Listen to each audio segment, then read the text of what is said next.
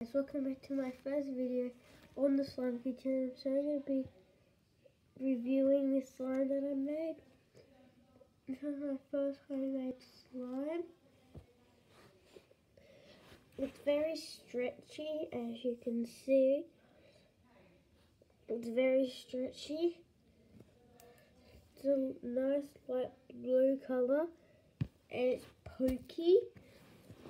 If you listen, if you can hear that, it sounds very satisfying.